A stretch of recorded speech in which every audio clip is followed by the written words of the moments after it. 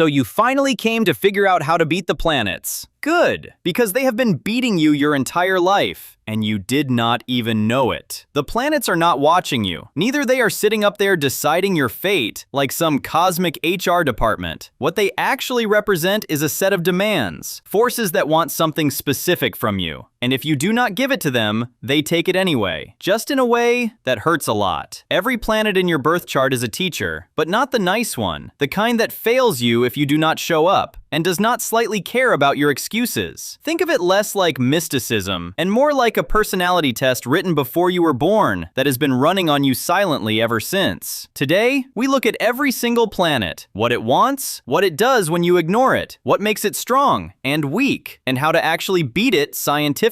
No rituals, no crystals, no women with big eyelashes telling you something is coming your way. Just the actual game these planets are running on you. Let's start with the one that started everything, the sun. The sun is the brightest thing in our solar system. Everything revolves around it, not because it asked. And the same thing applies to your personal life. The sun just wants you to exist fully. That is it. That is the whole demand. Be yourself. Not the version your parents wanted, not the version your job requires, not the version that makes everyone comfortable at dinner. The actual you, the one with opinions and edges and a specific way of seeing the world. And before you say, I am being myself, ask yourself this. When did you last say something true that you knew would make someone uncomfortable? When did you last take up space without immediately shrinking back and checking if that was okay? Because most people are not being themselves. They are being a very careful, very edited, very approved version of themselves. And the sun has zero patience for that. In Vedic astrology, the sun is called the Atma Karaka. Atma means soul. Karaka means significator. So quite literally, the soul planet. The planet of identity, authority, father, government, and the spine. Yes, you found the one to blame for your poor posture and your back pain from sitting like a question mark at your desk all day. The sun rules your backbone, both physically and metaphorically. The sun in your chart represents your father or the father figure in your life. The relationship you had with that person, whatever and however it was, is the blueprint for your relationship with authority, confidence, and your own sense of self-worth. If that relationship was complicated, and for most people it was, the sun shows up complicated in your life too. You either chase approval from authority figures obsessively, or you rebel against every structure that exists. Both are the sun demanding attention. And in this case, you cannot play victim. What the sun wants from you every single day is this. Lead something, own something, put your damn name on something, take up space without apologizing for it. And what you actually do is shrink in meetings, let other people take credit for your ideas, and spend 3 days deciding whether to post something before deleting it anyway because you have a 5-year-old girl's courage. The sun sees this and it responds ruthlessly. Blocked career. Authority figures impossible to please. A confidence that collapses the moment someone raises an eyebrow at you. Health issues around the heart and eyes. A father who was absent or critical or both. These are not random. These are sun problems. A weak sun looks like this. Constantly needing external validation to feel real. Dimming yourself in rooms where you feel judged. Unable to make a decision without a committee vote from everyone around you. A strong sun looks like this. Walking into a room and not needing the room to acknowledge you. A clarity about who you are that does not shift based on other people's opinions. Physical vitality. A relationship with your father that gave you something solid to stand on. Now, how do you beat the sun? Scientifically, the sun governs your entire circadian rhythm. Your cortisol, your testosterone, your serotonin, your vitamin D, everything runs on sunlight. 20 to 30 minutes of direct morning sunlight within 1 hour of waking. No sunglasses, not through a window, actual sun on your actual eyes and skin. And do not give me the "it will damage my skin" argument. It will not. Andrew Huberman has built an entire public health protocol around this single habit. It is not astrology at this point. It is biology. And here is the part that makes you think. The ancient astrologers arrived at this exact same conclusion thousands of years ago without peer-reviewed journals or neuroscience labs. Just observation, mathematics, and an attention to natural patterns that that most modern humans have completely lost. They called it sun worship. We call it circadian entrainment. Same thing, different century. Beyond the biology, pick one area of your life and lead it. Do not wait for the perfect moment. Pick the moment and make it work. The sun rewards people who take authorship of their own life, and it absolutely destroys people who keep waiting for permission to exist. One last thing, the sun is combustion. Any planet too close to the sun gets burned. Mercury gets burned and you lose your communication. Venus gets burned and your relationships suffer. The lesson is not just to be yourself. It is to be yourself without burning the people standing next to you. And that, my friends, is the sun. The planet coming next is responsible for your mood swings, your food cravings, your need for comfort, and the reason you text people at midnight when you should absolutely be asleep. The moon. The moon does not want logic from you. It wants honesty. Emotional honesty. The kind most people spend their entire lives avoiding because it requires admitting that they are not fine. That they have not been fine for a while. That the face they put on every morning is about 3 layers removed from what is actually happening inside. In Vedic astrology, the moon is called Chandra. And unlike every other planet, the moon is not about what you think. It is about what you feel before you even get a chance to think. The moon is your mind, not your intellect, your felt sense of reality. The planet of mother, emotions, memory, water, chest, lungs, blood, and the unconscious. Everything you carry that you have never said out loud lives in your moon. And here is what makes the moon different from every other planet. It moves faster than anything else in the sky. It changes signs every 2.5 days. Which is why your emotional state can shift without obvious reason. Nothing happened. Nobody said anything. The moon just moved. And your entire inner weather changed with it. Ancient cultures tracked this obsessively. Farmers planted by it. Warriors chose battle dates by it. Healers prescribed medicines according to it. The moon was not decoration in the sky. It was a calendar for the inner life. What the moon wants from you is simple. Feel your feelings without immediately trying to fix them. And what you actually do is eat something, scroll something, watch something, explain something, or blame something until the feeling disappears without you ever actually feeling it. The moon sees this and it responds. Anxiety that has no clear source. Sleep that never fully satisfies no matter how many hours you get. A hunger that food does not fix. A tiredness that rest does not cure. A relationship with your mother that is either suffocating or painfully absent.